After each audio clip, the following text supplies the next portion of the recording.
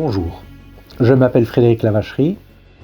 J'avais 2 ans lorsque mon père Haroun Tazieff, le volcanologue le plus célèbre de la planète, est descendu pour la première fois dans le cratère du volcan Nyiragongo au Congo et il y a découvert en 1948 un spectacle absolument extraordinaire, un lac de lave en fusion permanente, un lac de magma bouillonnant. Cette découverte a révolutionné les sciences de la Terre, mais aussi les sciences de l'environnement et du climat. Par cette découverte, mon père Haroun Tazieff a compris que depuis le fond des âges, les hommes font un récit du spectacle éruptif, ce mariage par le feu de la terre et des cieux, parce qu'il a vu dans la coulée de lave un dragon de feu. Et que pour lui, il était évident que toutes les histoires de dragons qui circulent à travers la planète depuis le fond des âges, sur tous les continents, à travers ce récit a circulé, s'est métamorphosé à travers toutes les civilisations, et il a compris que l'origine de ce récit fondamental de la culture de l'humanité se trouvait dans l'observation, la contemplation, la fascination pour le spectacle éruptif. Depuis que je travaille l'œuvre de mon père Haroun Tazieff pour qu'elle puisse devenir un patrimoine culturel pour tous, j'en suis arrivé à l'hypothèse que l'homme est probablement le seul animal du spectacle de catastrophe, pas seulement du spectacle éruptif, mais du spectacle de toutes les catastrophes. A-t-on observé jamais qu'un animal, un gorille ou un singe devant un grand singe comme le chimpanzé devant les éruptions du Nyiragongo, ou tout autre animal devant un phénomène de catastrophe comme par exemple une inondation? C'est plus fort que nous. Cette curiosité-là, j'en fais l'hypothèse, a nourri la culture de l'humanité depuis le fond des âges.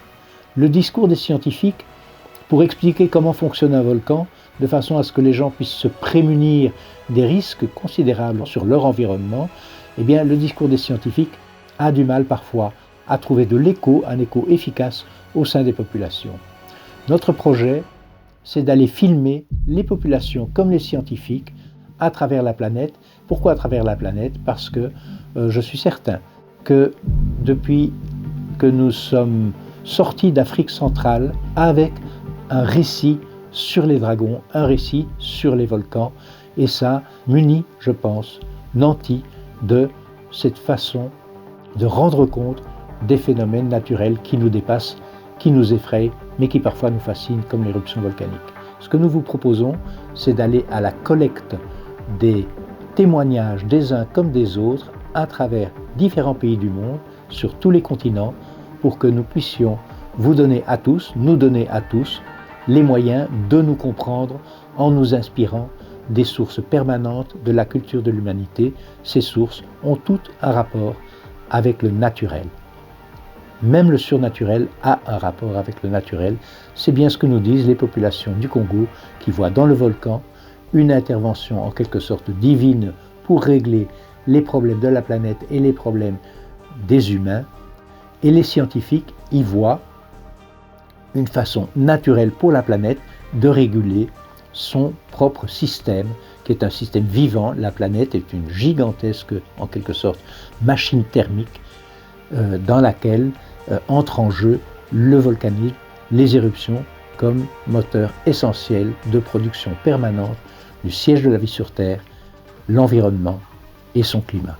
Pour réaliser ce film, nous aurons besoin de vous. Seuls, nous n'y arriverons pas. Avec vous, je suis certain que nous y arriverons. Nous vous enverrons, selon vos contributions, selon vos possibilités, des documents. Ça ira du DVD au livre, même au livre épais, en passant par des brochures, des fascicules, des articles qui vous documenteront sur tel ou tel aspect de nos interrogations, de nos recherches, de nos hypothèses et de nos résultats.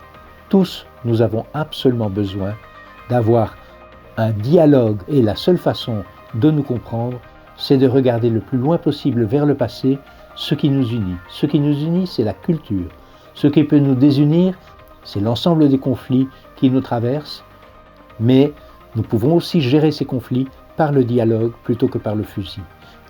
Voilà, c'est cela que nous vous proposerons, de pouvoir travailler avec nous à documenter les uns et les autres sur la façon de pouvoir affronter les catastrophes de l'avenir, parce que ce qui attend nos jeunes aujourd'hui nécessite absolument un dialogue permanent de toutes les cultures.